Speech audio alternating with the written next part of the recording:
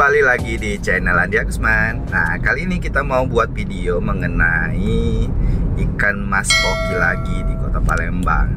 Nah, kali ini kita mau ke tempat Setuju Goldfish.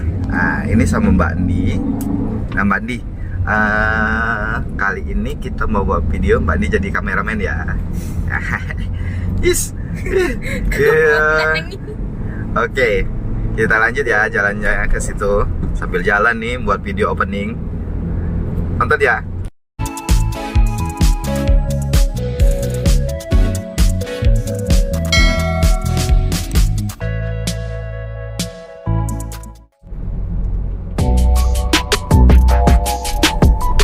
Oke, kita sudah sampai di Jalan Sanjaya 7.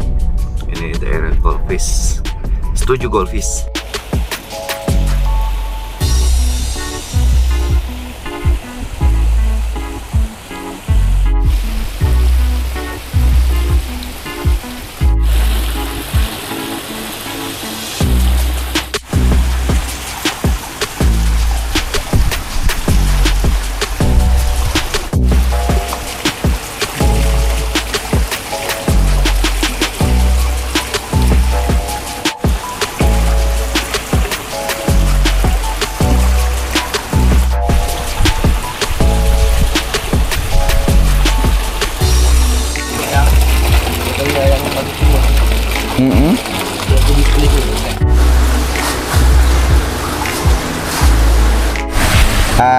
Makasih Pak Darwin, ya, sudah dikasih kesempatan untuk jalan-jalan ke farmnya Setuju Goldfish nih. Sama-sama Pak. Nah ini kita mau nanya-nanya tentang ikan mas koki di sini ya. Nah pertama, kalau ini jenis ikan mas koki di Setuju Goldfish ini apa aja sih?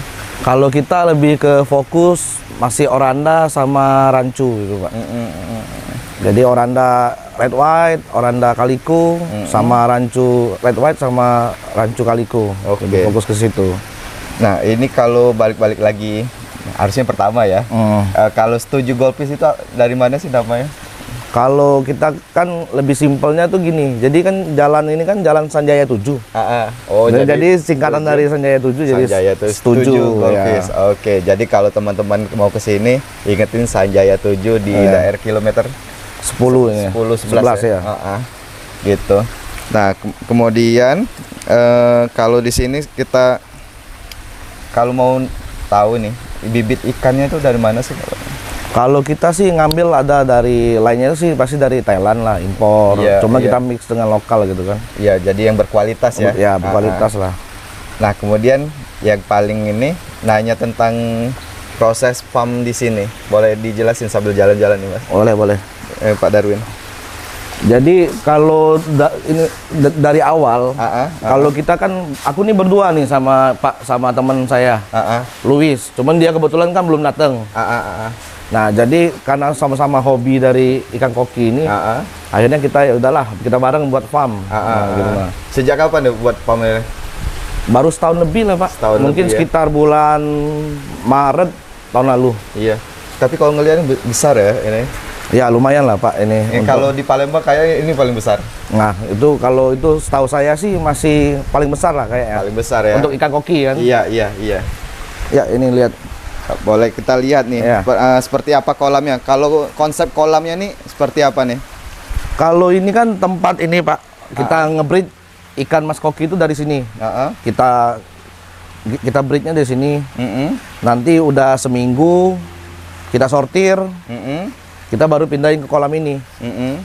Yang ada kecil-kecil ya? Ya, kecil-kecil yang kayak gini kan. Kecil-kecil. Masih belum kelihatan benar kalau di kamera ini belum kelihatan. Karena nggak ada filter, jadi seminggu sekali kita pindah kolam Pak. Jadi mesti ada kolam yang kosong gitu nah. Ini kan kayak ini baru dipindah nih kemarin. Nanti dibersihin, isi air baru. Nanti kira-kira yang mana yang kotor, yang sudah mau sekalian sortir, dipindahin tempat yang baru. Tempatnya ya.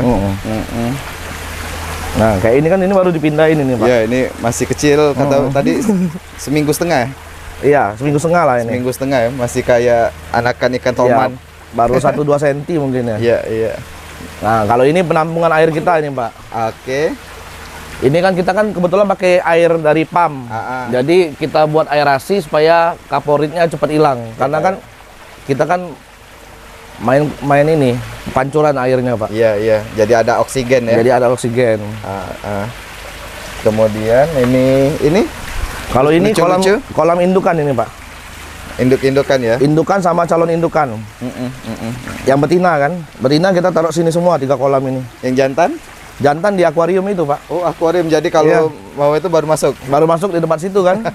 Baru masuk di tempat sini ya. Iya. Oke.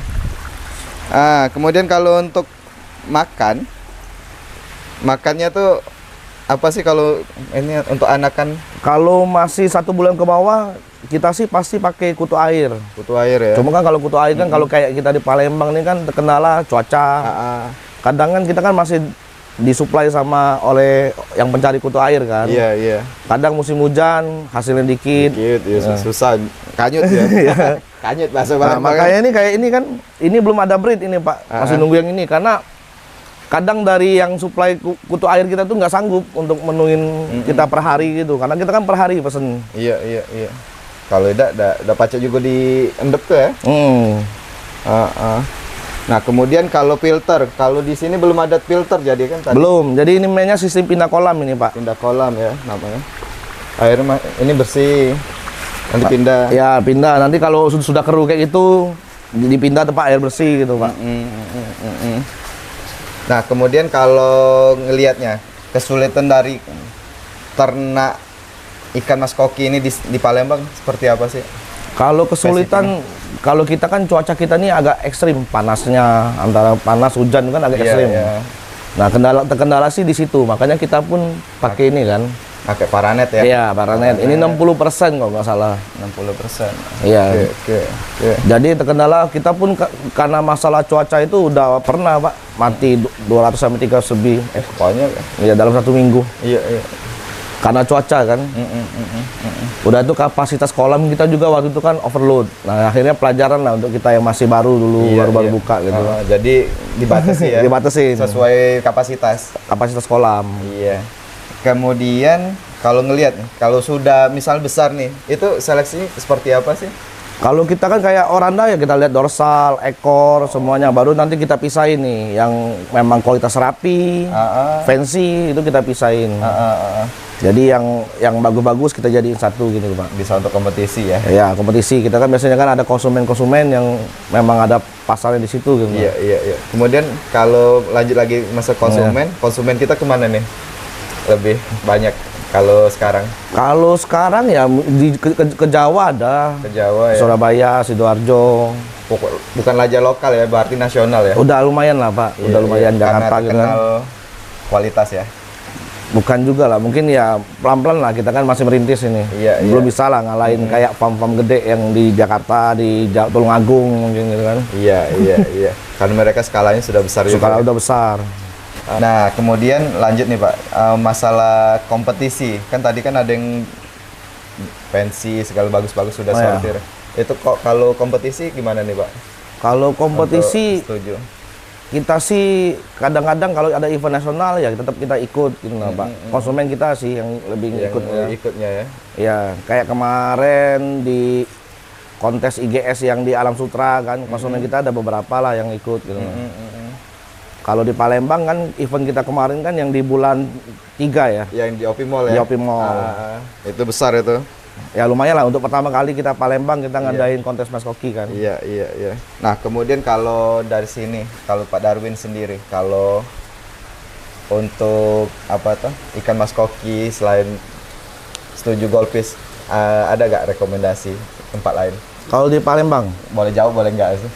Kalau di Palembang banyak, Pak, sebenarnya kan kayak di ini nanti kita nih jam 10 nih mau temu acara komunitas nih, banyak teman-teman yang breeder-breeder juga kan. Kayak kita ngomong, ada teman saya Kian, itu juga dia fokus ke oranda. Oranda ya? Ya kayak si Tunas, si Faisal, dia lebih fokus malah kontes-kontes kan ke nasional gitu. Iya. Jadi sebenarnya banyak kayak Jill Goldfish, Albert gitu kan. Ya sudah fokus ya? Ya udah fokus. Untuk ikan yang... Banyak di Palembang udah maju lumayan gede lah, Pak, untuk 2 tahun terakhir ini. Iya. Apalagi pas apa tuh COVID kemarin ya. Ya, makanya kan kita kan next event ya mungkin sekitar di bulan 11, bulan 12 kita rencanain mau ngadain lagi untuk kedua kalinya. Kontes gitu. Ya? Kontes untuk Palembang untuk semarakin lah. Iya. Jadi kalau itu biar sukses ya. Pak Darwin, kalau harga nih, berapa nih range harga untuk ikan mas koki di sini? Kalau untuk kelas ya kita ngomong rapi atau sio lah gitu kan. Kalau kita jual di size 10 cm ya mungkin 750 sampai 1,5 lah gitu. 1,5 sampai 750 sampai 1,5. Kalau kelas pensi ya tergantung kan lihat kualitas ikan juga, Pak. Iya. Kalau gini? Ini kebetulan ini sudah punya konsumen ini, Pak. Ini kemarin saya jual 1 juta ini sih, masih kecil waktu itu. Tapi dia kan nitip ini mungkin udah 2 bulan 3 bulan di sini. Untuk di grooming ya biar besar ya. Ya, biar besar.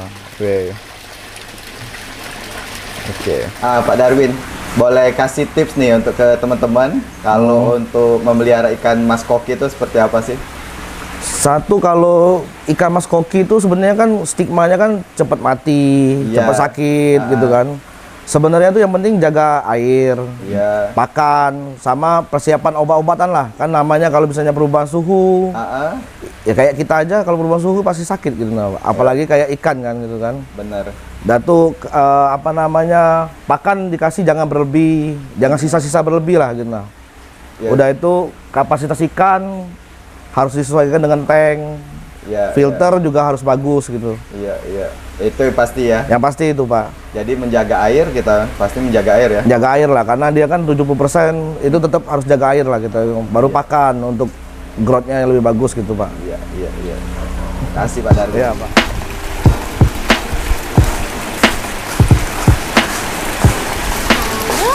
Merah putih.